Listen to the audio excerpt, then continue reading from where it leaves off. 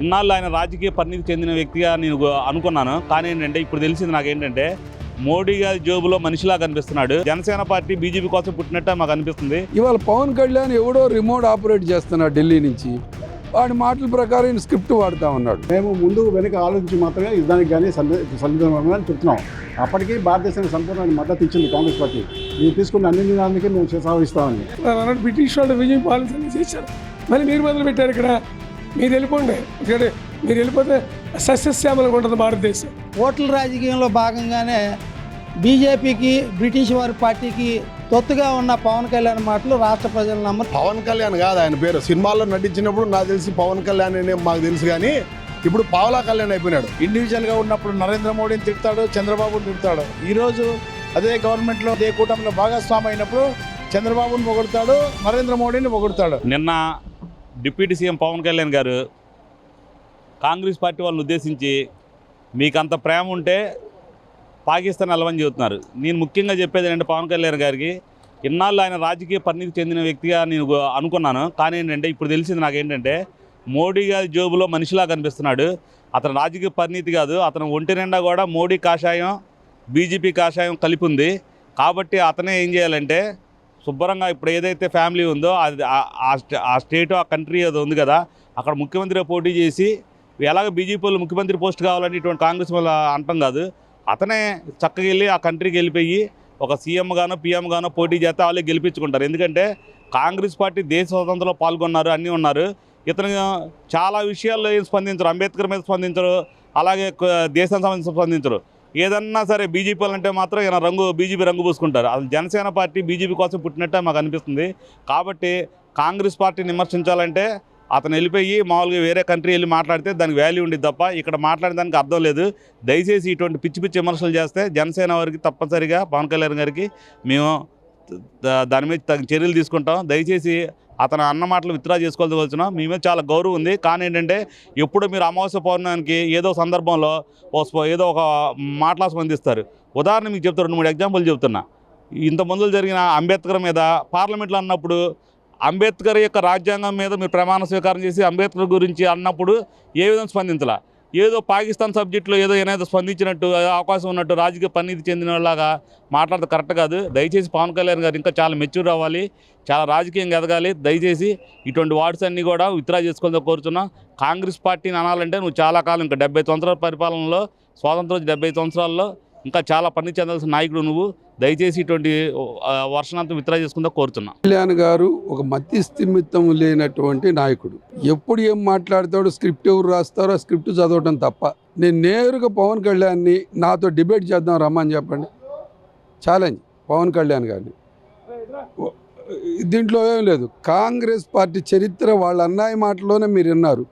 Congress party లేనిది భారతదేశ చరిత్ర లేదు, కాంగ్రెస్ పార్టీ లేకపోతే భారతదేశానికి భారతీయునికి ఉనికి లేదనేటటువంటి మాట చిరంజీవి గారి మాట. చిరంజీవి గారు లేకపోతే పవన్ కళ్యాణ్ ఎవరు పవన్ కళ్యాణ్ జీరో. ఇవాళ పవన్ కళ్యాణ్ ఎవడో రిమోట్ ఆపరేట్ చేస్తున్నాడు ఢిల్లీ నుంచి. వాడి మాటల ప్రకారం స్క్రిప్ట్ వాడుతూ ఉన్నాడు. ఇది చాలా దుర్మార్గమైన చర్య. నేను చెప్తా ఉన్నాను, పవన్ కళ్యాణ్ గారు మీరు మతి స్థిమితం లేకుండా మాట్లాడొద్దు. పాకిస్తాన్ని ముక్కలు చేసినా, పాకిస్తాన్ని ఓడించినా, పాకిస్తాన్ 90,000 మంది సైనికులు మోకాళ్ళ మీద నిలబెట్టేది కాంగ్రెస్తో సాధ్యం. ఛాలెంజ్ ఇస్తుతా ఉన్నాను. పవన్ కళ్యాణ్ గారు మీకు అసలు పాకిస్తాన్ అంటే ఏంటో తెలుసా? పాకిస్తాన్ అంటే 4 భాగాలుగా విభజించవచ్చు. 1 పాకిస్తాన్ ప్రజలు, 2 పాకిస్తాన్ ప్రభుత్వం, 3 ISI, 4 పాకిస్తాన్ ఆర్మీ. సో ఇప్పుడు వివాదం మనకి టెర్రరిస్టుల మధ్య లేకపోతే ISI మధ్య మనకి వివాదం. పాకిస్తాన్ ప్రజల మధ్య పాకిస్తాన్ ప్రభుత్వం మీద వివాదం లేదు భారతదేశానికి. అయితే మీరు ఏం చెప్తుంటారు? మాకు అన్ని విషయాలు కాంగ్రెస్ పార్టీకి ప్రపంచవ్యాప్తంగా ఉన్న అనేక విషయాలు తెలుసు కాబట్టి మేము ముందు వెనుక ఆలోచించి మాత్రమే యుద్ధానికి కానీ సంవిధానం చెప్తున్నాం. అప్పటికీ భారతదేశానికి సంపూర్ణ మద్దతు ఇచ్చింది కాంగ్రెస్ పార్టీ. మీరు తీసుకున్న అన్ని నిర్ణయాలకి మేము చేసాగిస్తామని. అయినా కూడా మీరు అవాకులు చవాకులతోటి మీరు పాకిస్తాన్ వెళ్ళండి ప్రేమ ఉంటే అంటే మీరు రోజుకి అటావాలో పాకిస్తాన్ సరిహద్దులో, భారతదేశం పాకిస్తాన్ సరిహద్దుల్లో రోజుకు 10-15 వేల మంది పౌరులు, పాకిస్తాన్ పౌరులు, భారతీయ పౌరులు కలిసి ఆలింగనం చేసుకొని ఆ దేశంలో పండే పంటని ఈ దేశంలో పండే స్వీట్లు ఆ దేశంలోకి మార్పులు చేర్పులు నిరంతరం జరుగుతూనే ఉంటాయి. అలాగే పాకిస్తాన్లో జ్వరం వస్తే భారతదేశ హాస్పిటల్స్లో చేరతారు వాళ్ళంతా. ఇక్కడ ఈ దేశం మీద అపారమైన నమ్మకం ఉంది ఆ దేశ ప్రజలకి. మీరు పాకిస్తాన్ వెళ్ళిపోండి, మీద పాకిస్తాన్ ప్రజలకు వ్యతిరేకం కాదు ఎప్పటికీ. పాకిస్తాన్ ఐఎస్ఐ ఉగ్రవాదానికి, పాకిస్తాన్ టెర్రరిస్టులకి లేదా పాకిస్తాన్ మిలిటరీకి మాత్రం వ్యతిరేకం. ఈ రెండు జరిపేది పాకిస్తాన్ సర్వనాశనం చేస్తుంది ఆ రెండే. అందుకని పాకిస్తాన్ మీద యుద్ధం అనివార్యమైతే దానికి మేము మా అంగీకారం తెలిపాం. కానీ మీ ఇష్టం వచ్చినట్లుగా పాకిస్తాన్ గురించి తెలియకుండా, భారతదేశం మూలాల గురించి తెలియకుండా ఏదో సడన్గా ఒక కులం మీద దాని మీద మీరు అధికారంలోకి వచ్చి మీరు ఏదో చంద్రబాబు నాయుడు గారితో ప్రయాణం చేసి మీరు డిప్యూటీ సీఎం అంతా అయినంత మాత్రాన మీకు సమస్య తెలుసు అనుకోవటం, మీ ఇష్టం వచ్చినట్లు మాట్లాడటం, అవాకులు చాకులు పెట్టడం సరికాదు. పవన్ కళ్యాణ్ గారు, మీరు చాలా నేర్చుకోవాల్సి ఉంది. మీకు ప్రాథమిక పాఠశాలలో ఉన్నారు మీరు. మేము ఆల్మోస్ట్ కాంగ్రెస్ పార్టీ యూనివర్సిటీ దాటి పిహెచ్డీ దాటి ముందుకెళ్ళింది. మీరు మమ్మల్ని పాకిస్తాన్ వెళ్ళండి అని చెప్పడం అంత సమంజసం కాదు. మిమ్మల్ని మీ మాటల్ని పూర్తిగా ఖండిస్తున్నాం. ఈ దేశ ప్రజలు, ఈ రాష్ట్ర ప్రజలు, ఈ నగర ప్రజలు కూడా ఖండిస్తారని చెప్తా ఉన్నాం. ఇప్పుడు పవన్ కళ్యాణ్ గారు ఈ రాష్ట్రానికి ఉప ముఖ్యమంత్రి, కూటమిలో చిన్న పార్టీ, ఆయన కాంగ్రెస్ పార్టీ గురించి మాట్లాడే నైతిక హక్కు లేదు. వాడు అవునన్నా కాదన్నా ఈ భారతదేశంలో పార్లమెంట్లో 100 స్థానాలు మాకు ఉన్నాయి. మా కాంగ్రెస్ పార్టీ అగ్రనేత 140 కోట్ల మంది జనాభా ప్రాతినిధ్యం వహించే పార్లమెంట్లో ఆయన ప్రతిపక్ష నాయకుడిగా ఉన్నాడు. నిరంతరం పార్లమెంట్లో ఈ దేశ సమైక్యత కోసం, సమగ్రత కోసం, దేశ ప్రజల కోసం, హక్కుల కోసం, రాజ్యాంగ హక్కుల కోసం, పౌర హక్కుల కోసం ఆయన పోరాటం చేస్తున్నాడు. ఆయన అడిగేదానికి పార్లమెంట్లో సమాధానం చెప్పలేని మీ అందరూ సోకాల్డ్ లీడర్స్ వాళ్ళు కాంగ్రెస్ పార్టీ మీద, రాహుల్ గాంధీ మీద విష ప్రచారం చేస్తే నమ్మే స్థితిలో భారతదేశ జనాభా లేరు. వాళ్ళకి తెలుసు ఈ దేశానికి స్వాతంత్రం తెచ్చింది కాంగ్రెస్ పార్టీ. ఈ దేశాన్ని దశాబ్దాల పాటు కేంద్రంలో రాష్ట్ర పరిపాలన చేసింది కాంగ్రెస్ పార్టీ. ఇవాళ అంబేద్కర్ గారు రాజ్యాంగం రాసిన, అంబేద్కర్ గారు ఈ దేశానికి న్యాయశాఖ మంత్రులుగా పనిచేసిన, ఆయన విధి విధానాలను ప్రజల్లో తీసుకెళ్ళినటువంటి పార్టీ కాంగ్రెస్ పార్టీ. ఇవాళ ఎవరో సెంట్రల్ మినిస్టర్ కిషన్ రెడ్డి మాట్లాడుతూ మాట అన్నాడు, అంబేద్కర్ గారు అవమానించారు. ఎందుకు ఇది తప్పుడు మాటలు మాట్లాడుతున్నారు మీరు? ఎందుకు ఈ దేశంలో విభజన సూత్రాలు అమలు చేస్తున్నారు అన్నట్టు బ్రిటిష్ వాళ్ళు విజయం పాలన చేశారు. మళ్ళీ మీరు మొదలుపెట్టారు ఇక్కడ. మీరు వెళ్ళిపోండి, ఎందుకంటే మీరు వెళ్ళిపోతే సస్యశ్యామలంగా ఉంటుంది భారతదేశం. అందువల్ల భారతదేశ భూభాగాన్ని రక్షించాలన్నా, ఈ దేశ హక్కులు కాపాడాలన్నా, రాజ్యాంగ హక్కులు కాపాడాలన్నది కాంగ్రెస్ పార్టీతో సాధ్యమవుతుంది. పవన్ కళ్యాణ్ గారు మినిమిని జ్ఞానంతో మాట్లాడకూడదు. ఆయన అసెంబ్లీకి వెళ్ళిపోయారు, ప్రమాణ స్వీకారం చేశారు, మంత్రిగా రాజ్యాంగమైన పదవిలో ఉన్నారు. మీరెందుకు అనుచితమైన వ్యాఖ్యలు చేస్తారు కాంగ్రెస్ పార్టీ మీద? కాంగ్రెస్ పార్టీని ఏమనుకున్నారు మీరు? రవి అస్తమించిన బ్రిటిష్ సామ్రాజ్యాన్ని ఈ దేశాల నుంచి పంపించిన పార్టీ కాంగ్రెస్ పార్టీ. రాజభవనాలు రద్దు చేసింది కాంగ్రెస్ పార్టీ. అన్టచబిలిటీ క్రైమ్ అనే చట్టాన్ని తీసుకొచ్చింది శ్రీమతి ఇందిరాగాంధీ. భూములు లేనాడు భూములు పెంచాం.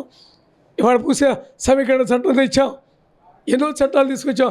ప్రజలకు ఉపయోగపడే సమాచార హక్కు చట్టం తెచ్చాం, విద్యా హక్కు చట్టం తెచ్చాం. ఇన్ని రకాలైనటువంటి దేశానికి బ్యాంకులు జాతీయం చేసాం, పేద సన్నిధికి వచ్చే లెవెల్లో తీసుకొచ్చి ఇన్ని చేసిన కాంగ్రెస్ పార్టీని మీరు పాకిస్తాన్ వెళ్ళమంటాడు. పాకిస్తాన్ మీకు ఏం తెలుసు?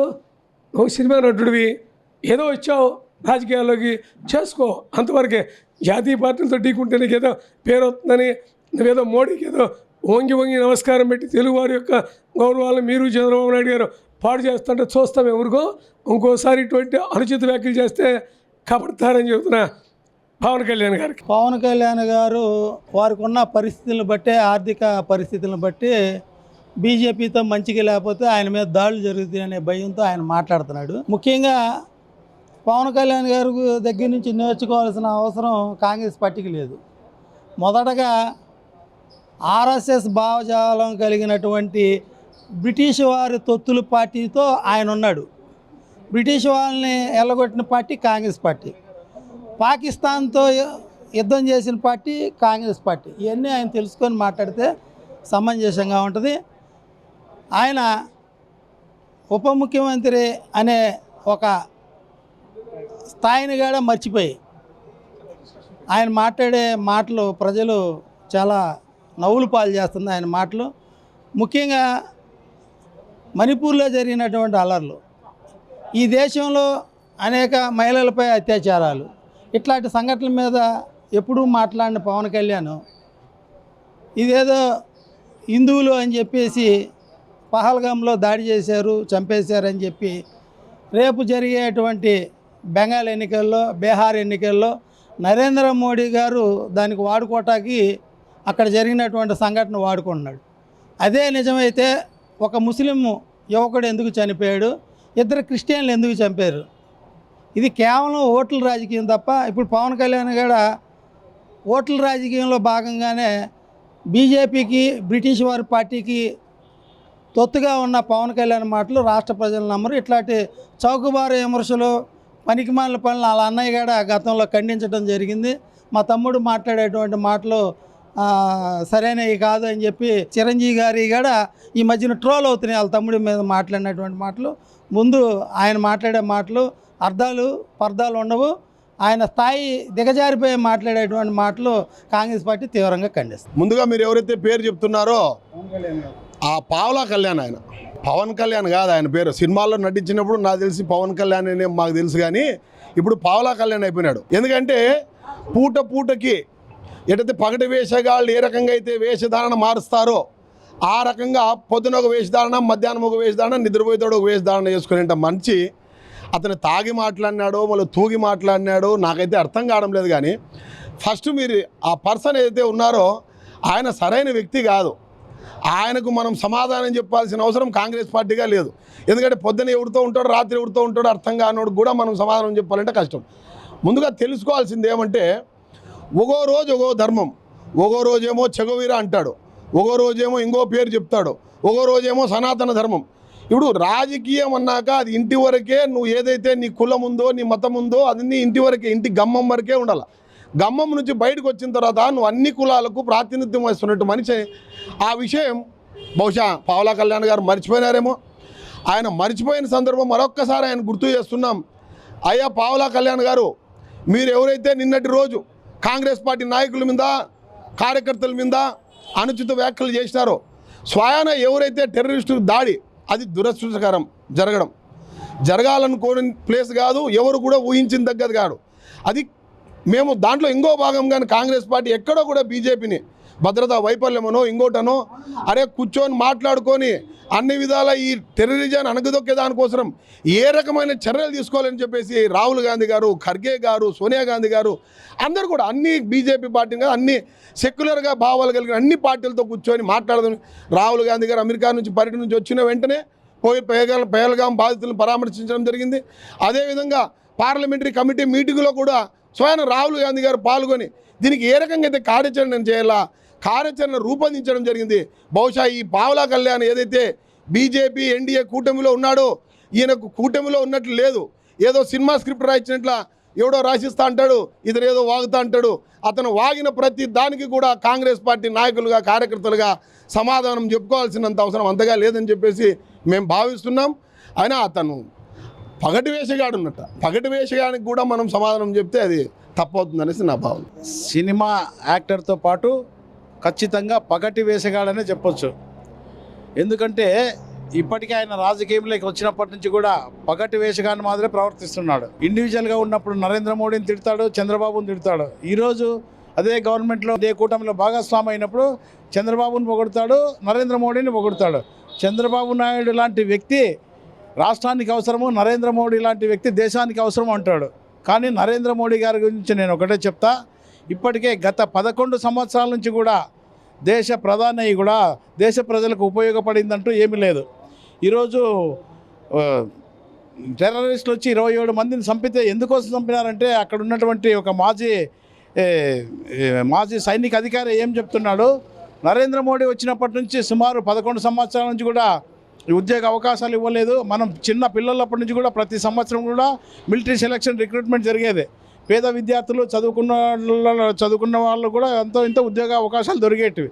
ఈరోజు మిలిటరీ సైన్యంలో 1,80,000 మంది రిటైర్డ్ అయితే కూడా వాళ్ళ ప్లేస్లో ఒక్కరిని కూడా రిక్రూట్మెంట్ చేసుకోకుండా సైనిక సమస్య నుంచే ఈ ఉగ్రవాదులు కూడా చేరుకునే దానికి అవకాశం ఉండే ఈరోజు ఈ పని జరిగిందని చెప్పేసి మాజీ సైనిక అధికారులే చెప్తున్నారు. కాబట్టి నరేంద్ర మోడీ చేసేదన్నీ కూడా తప్పుడు పనులు, చేసే యాక్షన్ మాత్రం బాగా బ్రహ్మాండంగా చేస్తాడు. మైక్ పట్టుకొని నేను అది చేస్తాను, నేను ఇది చేస్తాను. ఒక రకంగా చూసుకోకపోతే మైక్ చేతిలో పట్టుకొని రైతును రాజును చేస్తాను అంటాడు. ఇంతవరకు రైతులకు అతను చేసిన మంచి పని ఒక్కటి కూడా లేదు. ఎందుకంటే సపోజ్ ఒక ఎరువుల బస్తాలే ఉన్నాయి, ప్రతిదానికి 28% జిఎస్టీ వేసి నేను ఇన్ని వేల కోట్లు సబ్సిడీ ఇచ్చినానని చెప్తాడు. కానీ అతను ఎంత సబ్సిడీ ఇస్తే కూడా ఈరోజు ఒక ఎరువుల బస్తా 2,000 రూపాయలు నడుస్తుంది. 2014 కంటే ముందు కాంగ్రెస్ ప్రభుత్వంలో కేవలం 450 రూపాయలు ఉండే డిఏపి బస్తా ఈరోజు 2,000 రూపాయలు ఉంది. మరి గత 10 సంవత్సరాల కింద కూడా ఒక చెనిక్కాయల బస్తా వచ్చేసి 2,000, 2,500 నడుస్తుంది. ఈరోజు అదే నడుస్తుంది. మరి నువ్వు ఎక్కడ రైతును రాజును చేస్తున్నావు? ఎక్కడ ఉద్యోగ అవకాశాలు ఇస్తున్నావు? కేవలం నీవు పబ్బం గడుపుకునేదానికి దేశవ్యాప్తంగా భారతీయ జనతా పార్టీనే చేసేదాని కోసమే నువ్వు వీళ్ళందరితో కుమ్మక్కై చంద్రబాబు నాయుడుతో అయితేనే, పవన్ కళ్యాణ్ గారితో అయితేనే, ఇక్కడ ఆంధ్రాకి వస్తే వాళ్ళని పక్కన కూర్చోపెట్టుకొని వాళ్ళని పొగుడుతూ ఇవన్నీ యాక్షన్ చేస్తూ పరిపాలన చేస్తుంటావే తప్ప ప్రజలకు ఉపయోగపడేదంటూ ఏమీ లేదు. కాబట్టి దేశ రక్షణ కావాలంటే రైతులు బాగుపడాలి, చదువుకున్నటువంటి విద్యార్థులకు ఉద్యోగ అవకాశాలు రావాలంటే ఖచ్చితంగా కాంగ్రెస్ పార్టీ వస్తేనే ఖచ్చితంగా బాగుపడుతుందని చెప్పి నేను మా గుంతకల్ కాంగ్రెస్ పార్టీ ఇన్ఛార్జ్గా ఖచ్చితంగా నేను తెలియజేస్తున్నాను.